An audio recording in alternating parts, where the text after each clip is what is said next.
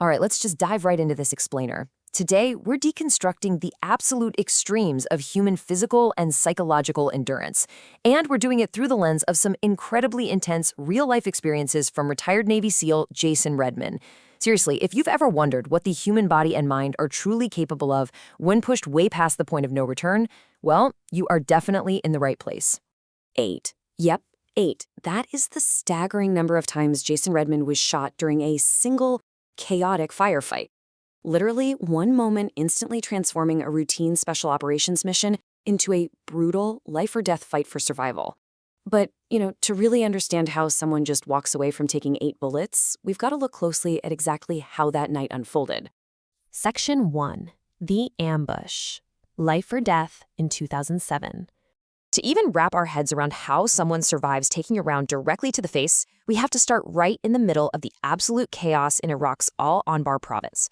So they're tracking a high-level target through this thick vegetation, and within seconds, a medic literally trips over a hidden enemy fighter. Just like that, an ambush is sparked. Redman was caught by 2 machine guns from just 45 feet away. One bullet actually vaporized his orbital floor and shattered his jaw. Totally pinned down, his team had to call in close air support, dropping the nearest bombs of the entire Iraq war right on top of their own position. And yet somehow, mere minutes later, Redman walked himself to the medevac helicopter. He actually recalls the surreal sight of blood pouring from his face under the static electricity of the spinning rotor blades. Just unbelievable. So how in the world did he keep moving? Well, with his arm mangled and his face shattered, Redman relied on this singular, desperate internal mantra: stay awake to stay alive. The fatigue he felt was unlike anything you or I could even imagine. Every single breath took monumental effort, and his body desperately, desperately wanted to just close its eyes and go to sleep. But he knew, without a doubt, that if he went to sleep, he wouldn't wake up. Section 2. Hell Week. Conditioning for Chaos. Now, to understand how someone maintains that kind of laser focus while literally bleeding out, we have to look at the notorious crucible of SEAL training. And the math here is just brutal. This 7-month program is explicitly designed to break candidates mentally, aggressively weeding out 8 out of every 10 people who even attempt it. I mean, it's an 80% attrition rate for a very good reason. The contrast here is super visceral. Just compare your average human baseline to the Hell Week baseline. We all want our cozy 8 hours of sleep a night, completely dry. But during Hell Week, trainees get a total of about 3 hours of sleep across an entire 7 days. Oh, and they are wet and sandy 95% of the time.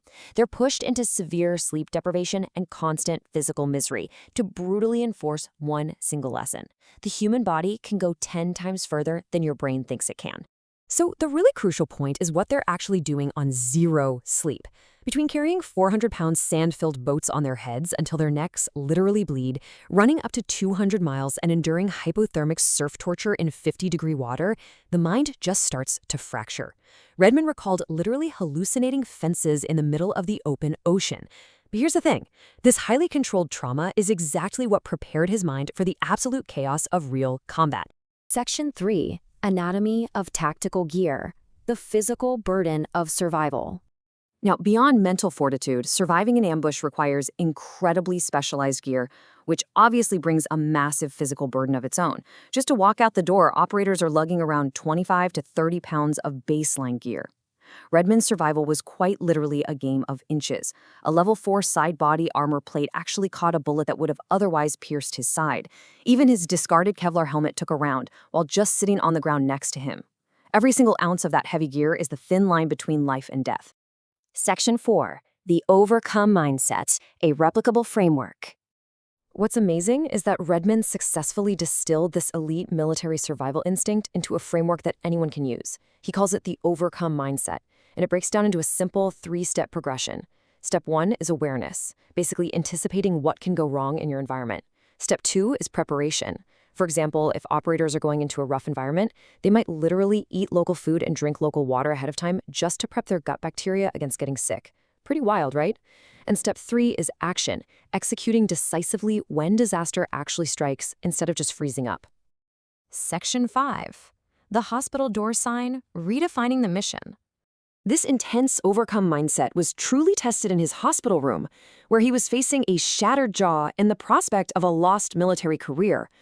Completely rejecting the pity of visitors coming to see him, he famously posted this powerful warning right on his hospital door.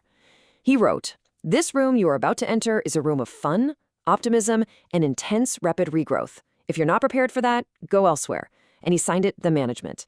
He literally transformed his horrific injuries into a renewed, relentless personal mission of recovery. Because in his absolute darkest moments, whether pinned down by gunfire or later lying broken in a hospital bed, he anchored his will to live to 4 distinct pillars.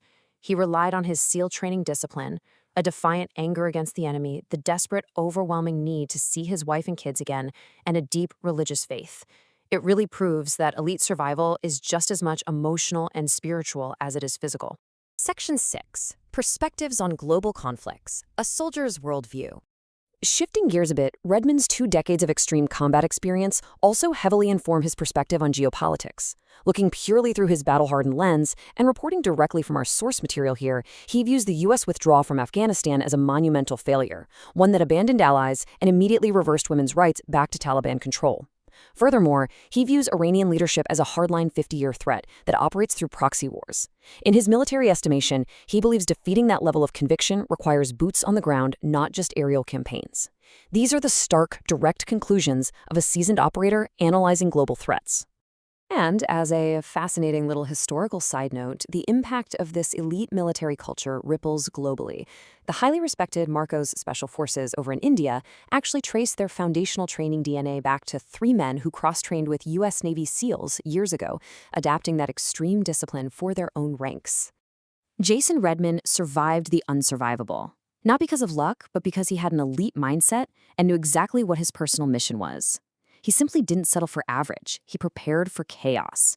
Which leaves us with one critical question to take away for your own life. When everything goes wrong and you face your ultimate adversity, what will your sign on the door say?